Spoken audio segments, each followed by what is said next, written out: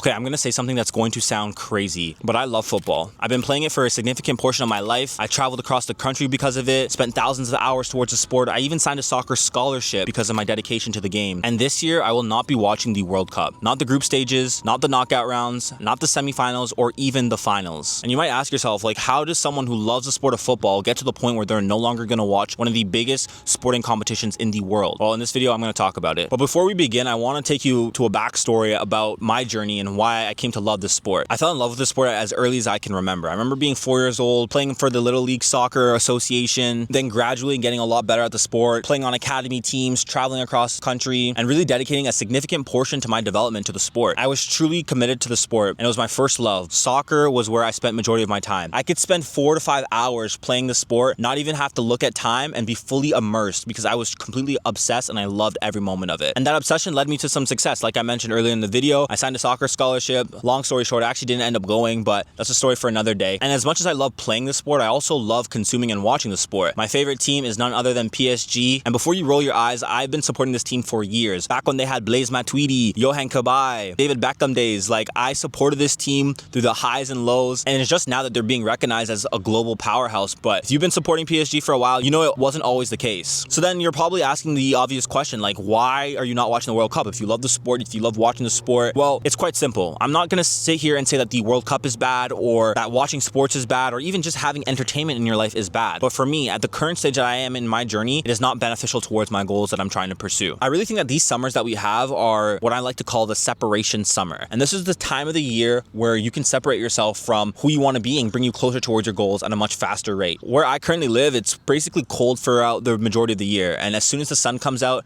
everybody's outside. I'm talking events, boat parties, night parties, day parties. It doesn't matter what the case is. There's something going on every single day of the weekend. Now, I'm at the stage of my journey where I have these big, audacious goals. And I completely understand that a lot of people have these big, audacious goals, but not many people are backing it up with the amount of inputs required to make their goals a reality. So that's what I'm doing. I know that the World Cup will take a significant portion of my time. When I was keeping up with my team during the Champions League, as much as I love seeing them win, it took up a lot of my time. And the World Cup is going to be no other. Like I mentioned before, the World Cup is being hosted in my hometown. So you could imagine that there's day parties throughout the day. Every single restaurant and lounge is going to play the games. And I even got some friends that are helping out during the World Cup. So it's pretty surreal how at this stage I'm deciding not to do this. And I'm going to break down exactly why. And for all my high performers who are still watching this video, this might help you out as well. And my current goal without watching the World Cup is going to be used to propel me towards the goals I've set for myself since the beginning of this year. I'm going to use this as an opportunity to dive fully deeper into myself and my purpose. And I know this might seem extreme for some, it might seem completely normal for others, but I'm realizing that what are you willing to sacrifice for your goals and desires? For me, keeping up with the entire tournament, following teams left, right, and center is going to take up a significant amount of my time. And what I'm realizing is I have these lofty goals. I have goals for fitness. I have goals for content creation. I have goals for the relationships I have, and even just navigating my career as a whole. And I have to be very intentional about the time that I'm spending towards these things. See, we all only have 24 hours in a day, and I'm realizing that these days are won within the margins. That means, could you maximize those tiny intervals throughout your day to get the most out of your day? Like, instead of doom scrolling for 2 hours every single day, can you make the most of that time and propel it towards the person that you want to be? Now, a lot of people say these things, but in reality is a lot of people aren't doing these things. And this commitment to not watching the World Cup is a form of me saying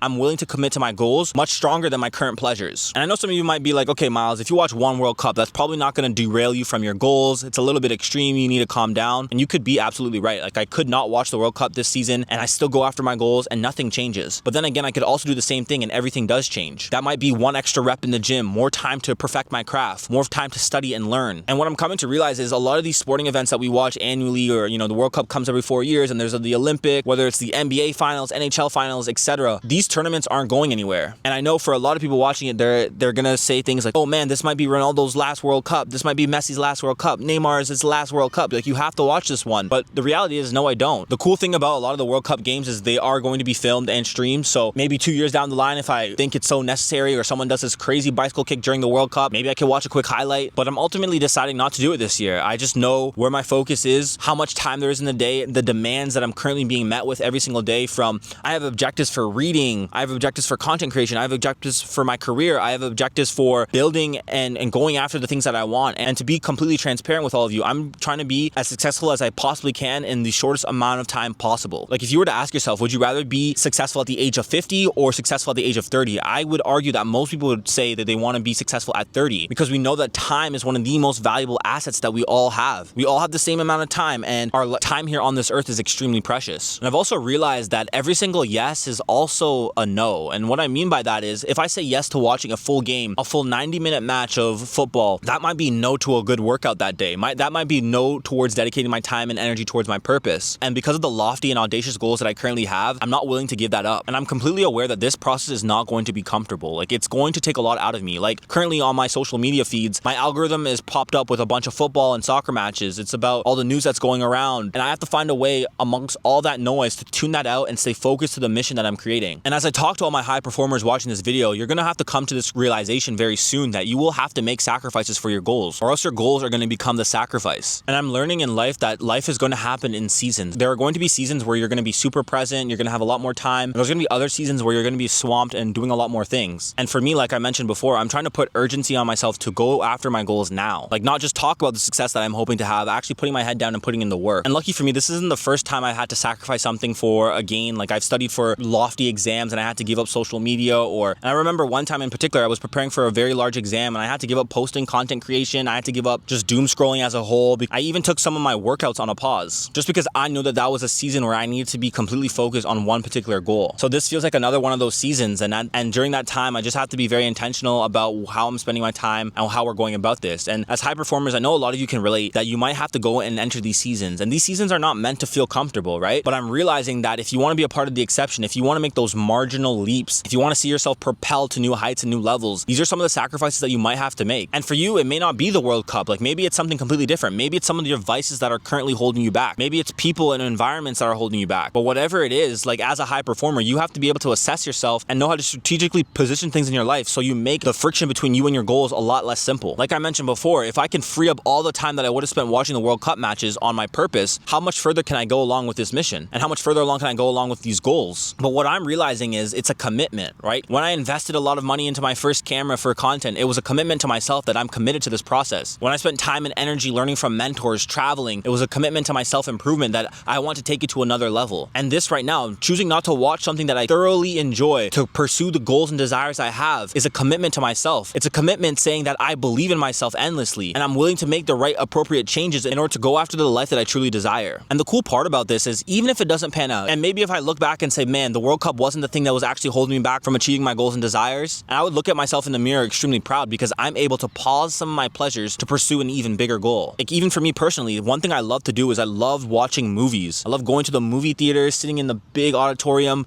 grabbing some large popcorn and just sitting down and spending 3 hours at the movie theaters. But I know that that would be detrimental to my goals, and if I did that over and over again, that would hold me back from the person I want to become. And on this journey, we all have these things that are holding us back from the person that we want to become, like I mentioned before. But it takes an elite high performer to really understand what those things are, and then even going a step further by creating those friction for you to not make those things a reality. And like I mentioned before, it's going to be a tough summer for me, not in terms of I'm doing something that's monumentally hard or challenging, but I'm going to be on social media and I'm going to see a bunch of people going to boat parties and day parties. I'm going to get invited to certain events that I have to really ask myself, is this something I can spend my time and energy on, or am I going to be fully committed to my purpose? And the one thing I want to stress for a lot of us is that it's not forever. Like, I'm not saying I'm going to say no to the World Cup indefinitely, or I'm never going to watch a football match, or I'm never going to go out to a party or a nice social event. But what I am saying is I know that this summer could be a separation summer for me, and I want to use this to my advantage. I want to create one of the most powerful forces called momentum and allow that momentum to continue to compound forward. So that's the honest truth. I'm not going to be watching